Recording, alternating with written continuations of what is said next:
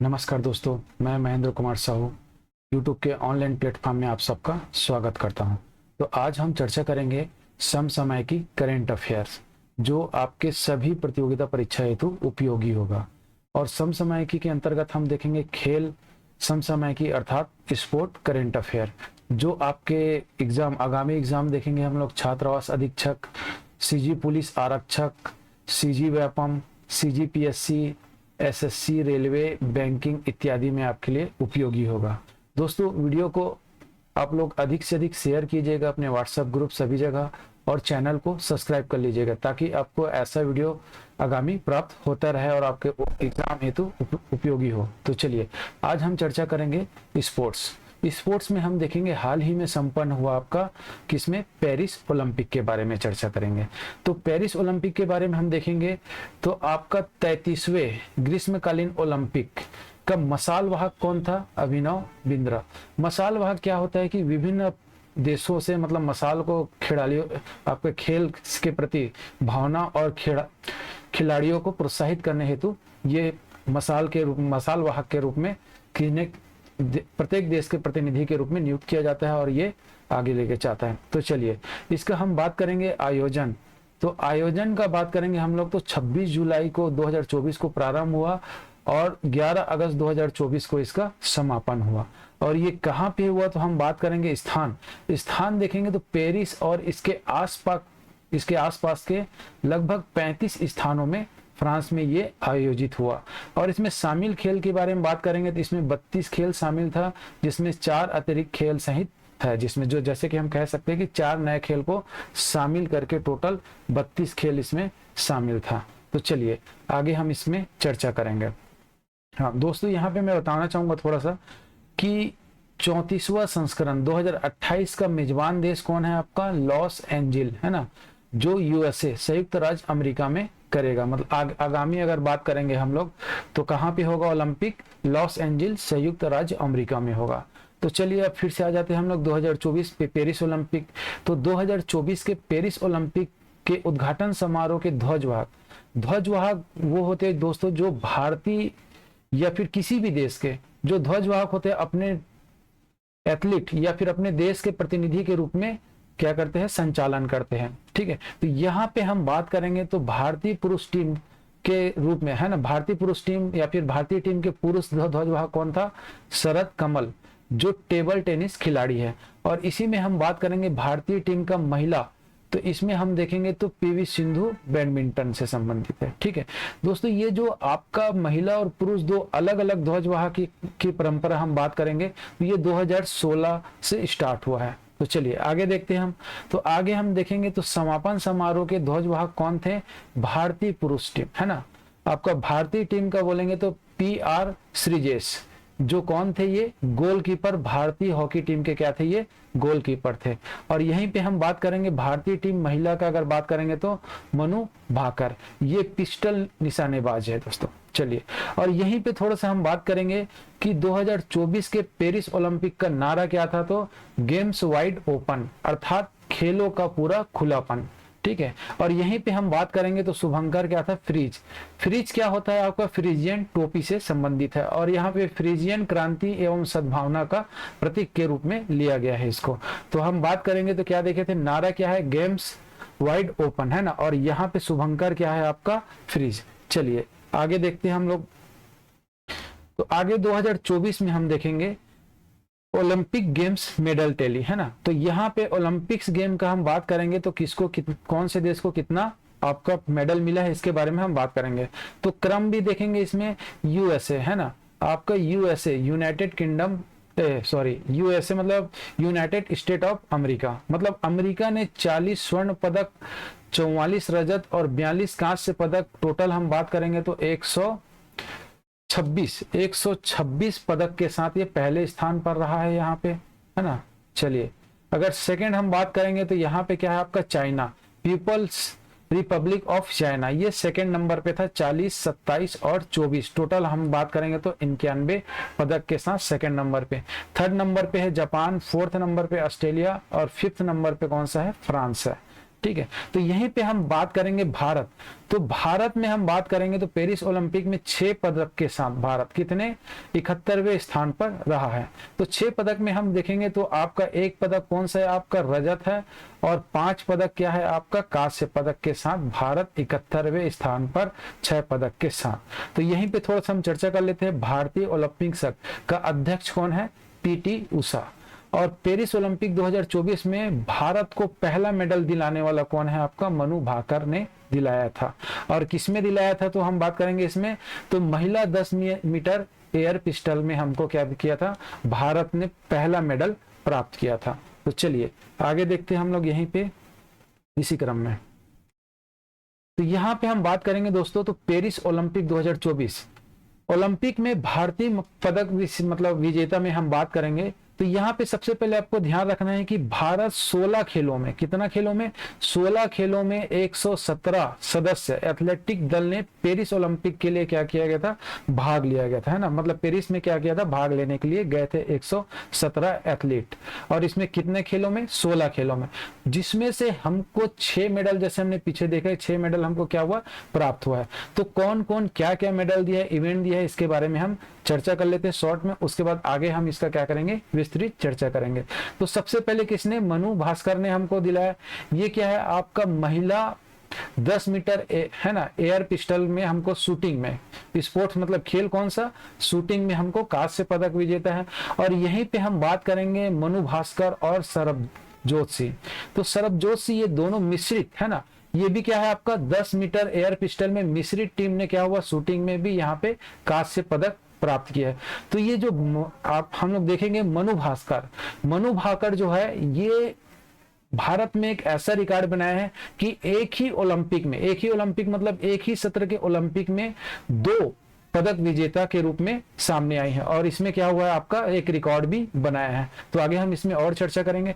तो आगे बढ़ते हैं यहाँ पे, स्वप्निल कुसाले, इसने क्या हुआ है 50 मीटर राइफल है ना, 50 मीटर राइफल, ये भी क्या है शूटिंग में कांस्य पदक जीत मतलब भारत को दिलाया है। और यहीं पे हम बात करेंगे तो हमारा भारतीय हॉकी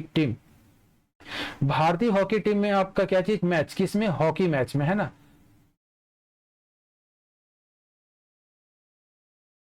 हॉकी मैच में कांस्य पदक दिलाया है यहाँ पे। चलिए उसके बाद आगे देखेंगे नीरज चोपड़ा ने यहाँ पे क्या है, पुरुष भाला फेंक में क्या किया है, यहाँ पे भाला फेंक या फिर एथलेटिक्स में रजत पदक जिलाया यहाँ पे। तो एकमात्र हम देखेंगे तो रजत पदक किसने 2024 के पेरिस ओलंपिक में, तो नीरज चोपड़ा द्वारा भारत को दिलाया गया है। यहीं पे हम बात करेंगे आगे, अमन सहरावत है ना, इसने 57 किलोग्राम फ्री स्टाइल कुश्ती में कांस्य पदक भारत को दिलाया है। तो इस प्रकार हम बात करेंगे तो टोटल भारत को 6 पदक के साथ 71वें स्थान पे, जिसमें टोटल कितने एथलेटिक्स थे, 117 एथलेटिक्स ने भाग लिया था। तो चलिए अब आगे हम इसका क्या करेंगे, विस्तृत अध्ययन करेंगे। तो विस्तृत अध्ययन करेंगे, जैसे पेरिस ओलंपिक में मनु भास्कर मतलब क्या क्या था है ना। तो इससे पहले हम थोड़ा सा और जान लेते हैं कि भारतीय ओलंपिक के बारे में। भारतीय ओलंपिक संघ के अध्यक्ष कौन है आपका, पीटी उषा। और भारतीय ओलंपिक संघ की स्थापना कब हुआ था, तो 1927 ईस्वी में। और इसका मुख्यालय कहाँ है, तो नई दिल्ली भारत में इसका मुख्यालय है ना। तो इंडियन ओलंपिक एसोसिएशन के बारे में जान लिए। अब आगे हम देखेंगे फिर से पेरिस ओलंपिक 2024 में। तो मनु भाकर हम लोग बात करेंगे तो महिला वर्ग की 10 मीटर एयर पिस्टल स्पर्धा में कांस्य पदक दिलाया था। और मनु भास्कर के बारे में हम बात करेंगे तो 5वीं भारतीय निशानेबाज है जो अब तक हमको क्या किया गया है, ओलंपिक में गोल्ड मेडल दिलाया है। तो यहाँ सबसे पहले हम बात करेंगे तो 2004 में किसने, राज्यवर्धन सिंह राठौर ने दिलाया था। दूसरा हम बात करेंगे कौन है, अभिनव बिंद्रा है ना, जो 2008 में बीजिंग ओलंपिक में। और विजय कुमार और गगन नारंग, ये दोनों लंदन के 2012 में ओलंपिक में क्या किया था, निशानेबाज में हमको ओलंपिक दिलाए थे। और इसी के साथ हम देखेंगे तो 5वें नंबर पे कौन आ गया है, आपका मनु भास्कर आ चुका है, जो ओलंपिक विजेता के रूप में। चलिए आगे हम चर्चा करते हैं इसी के क्रम में। मनु भास्कर है ना। दूसरा मैं बात किया था कि आपकी मिश्रित 10 मीटर एयर पिस्टल में मिश्रित टीम स्पर्धा में भी कांस्य पदक कौन कौन थे इसमें, तो हम बात करेंगे तो मनु भाकर और सरबजोत सिंह, ये दोनों ने मिलकर क्या किया, यहाँ पे मिश्रित मतलब आपका 10 मीटर एयर पिस्टल में कांस्य पदक विजेता बने। ठीक है, यहाँ पे हम देख रहे हैं ये आपका मनु भास्कर और ये आपका कौन है, सरबजोत सिंह, है ना। तो यहाँ पे हम बात करेंगे। उसके बाद आगे एक चीज और बताना चाहूंगा, जैसे मैंने बताया था कि मनु भास्कर ने एक ही ओलंपिक में या फिर एक ही सत्र 2024 में 2 मेडल लिया है। यहाँ पे इनका रिकॉर्ड बनने वाला था 3 मेडल का, कि हम लोग देखेंगे तो मनु भाकर ने महिलाओं की 25 मीटर पिस्टल, है ना, स्पर्धा में चौथे स्थान पर रहा, चौथे स्थान पर आ गई। अगर मान के चलो यहाँ पे तीसरे स्थान पर आ जाते तो मतलब तो उनको क्या हो जाता, आपको कांस्य पदक विजेता हो जाता।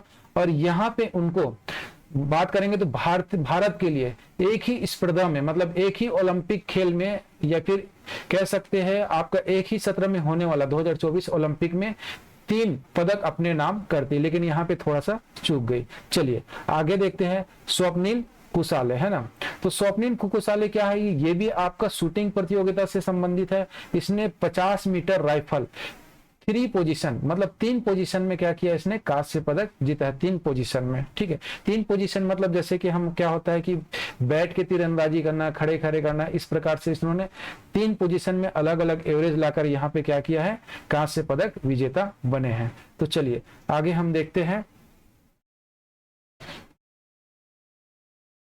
इसके बाद हम देखेंगे भारतीय हॉकी टीम, है ना। चलिए बात करेंगे भारतीय हॉकी टीम। तो भारतीय हॉकी टीम के बारे में थोड़ा सा हम लोग जान लेते हैं, इसके बारे में भी। तो यहाँ पे कांस्य पदक मतलब जीता है किसने, भारतीय ओलंपिक टीम ने, भारतीय हॉकी टीम ने कहाँ पे, पेरिस ओलंपिक में कांस्य पदक। तो हॉकी इंडिया के अध्यक्ष की बात करेंगे तो दिलीप तिर्की है यहाँ पे। और भारतीय हॉकी टीम का कप्तान कौन है, तो हरमनप्रीत सिंह, ये क्या है, आपका कप्तान है, जो डिफेंडर और पेनल्टी कॉर्नर के विशेषज्ञ है ना। चलिए आगे देखते हैं। यहाँ पे भारतीय हॉकी गोलकीपर PR श्रीजेश, ठीक है, इसके बारे में हम चर्चा करेंगे। तो ये आपका भारतीय हॉकी टीम का कैप्टन भी रह चुके हैं और अभी वर्तमान में गोलकीपर है। और श्रीजेश ने पेरिस में ही आपका मतलब घोषणा किया है इसने कि अंतरराष्ट्रीय हॉकी से संन्यास ले लेंगे। मतलब 2024 में आपका पेरिस ओलंपिक के बाद क्या किया, इसने संन्यास लेने की घोषणा किया है। तो चलिए संन्यास लेने की घोषणा की है। तो यहाँ पे हम थोड़ा सा चर्चा कर लेते हैं PR श्रीजेश को क्या क्या सम्मान मिला है।